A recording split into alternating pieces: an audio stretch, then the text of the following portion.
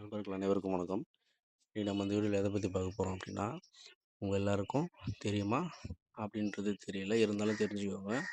தேர்தல் ஆணையம், தமிழ்நாடு தேர்தல் ஆணையம் வந்து நமக்கு சட்டமன்ற தேர்தல் 2026 சட்டமன்ற தேர்தலில் வாக்களிக்க இறுதியாக ஒரு வாய்ப்பு அளிச்சிருக்காங்க.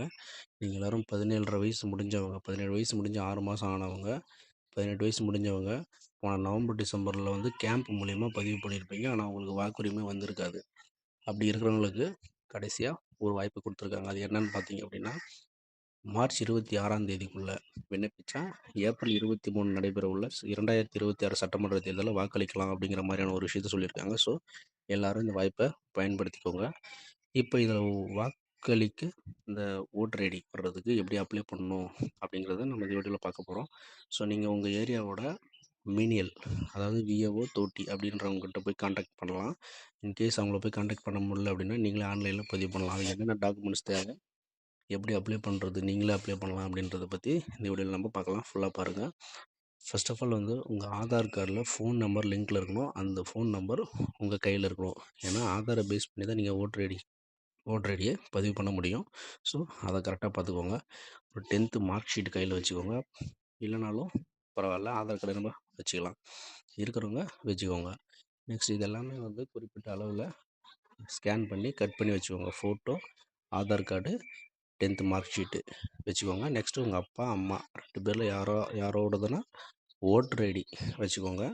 நெக்ஸ்ட்டு வந்து 2002 எஸ்ஐஆர் ஃபார்மில் உங்கள் அப்பா அம்மா தாத்தா பாட்டி இவங்களோட சீரியல் நம்பர் வேணும் அப்படிங்கிற மாதிரியான விஷயம் கேட்டிருப்பாங்க.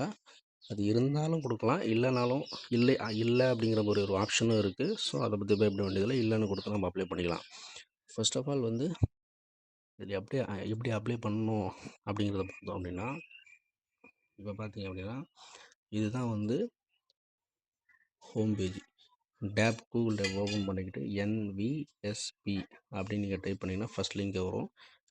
எலெக்ஷன் கமிஷன் அப்படின்னு சொல்லிட்டு வரும். அந்த எலெக்ஷன் கமிஷன் அப்படிங்கிற லிங்க்கை கிளிக் பண்ணிங்கன்னா இந்த மாதிரி ஒரு பேஜ் ஓப்பன் ஆகும்.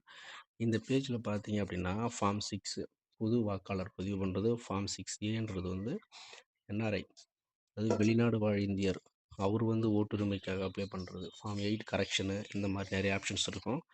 இந்த விண்டோவில் ரைட் சைட் கார்னரில் பார்த்தீங்கன்னா லாகின், சைன்அப் அப்படின்ற 2 ஆப்ஷன் இருக்கும்.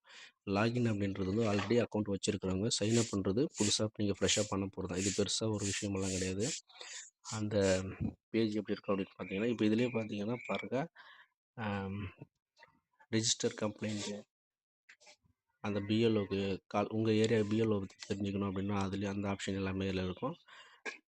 இப்போ ஓவராலாக ஒரு வேளை நம்ம புதுசாக பதிவு பண்ண போகிறோம், ஏற்கனவே பதிவு பண்ணது வந்திருக்கான்னு பார்க்குறதுக்கும் ஃபஸ்ட் ஆப்ஷன் இருக்கும், டவுன்லோட் எலக்டோரல் ரோல் அப்படின்னு இருக்குல்ல, அதில் கொடுத்தீங்கன்னா டவுன்லோட் பண்ணி ஆல்ரெடி பதிவு பண்ணவங்களும் உங்கள் நேம் இருக்கான்றதை செக் பண்ணிக்கலாம்.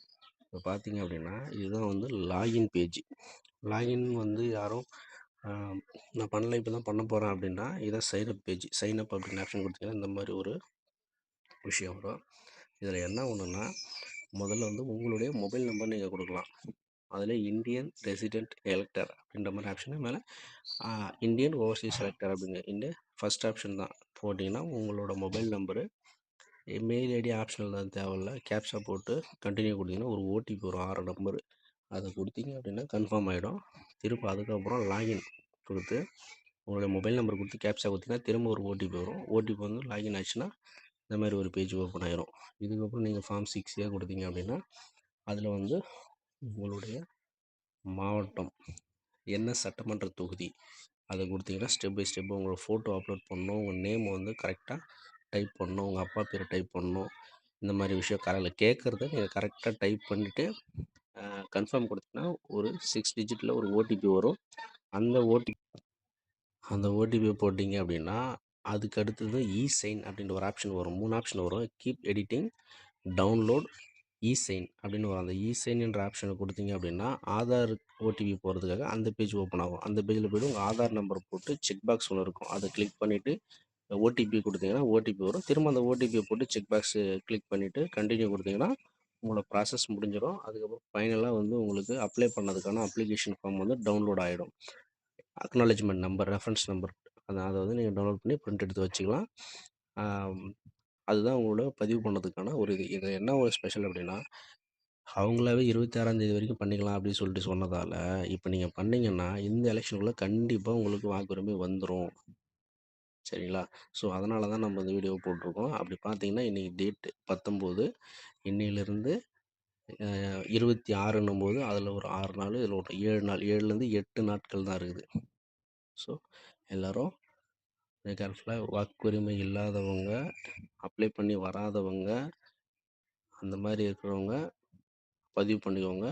தெரிஞ்சவங்களுக்கு இந்த வீடியோவ ஷேர் பண்ணுங்க. நன்றி, வணக்கம்.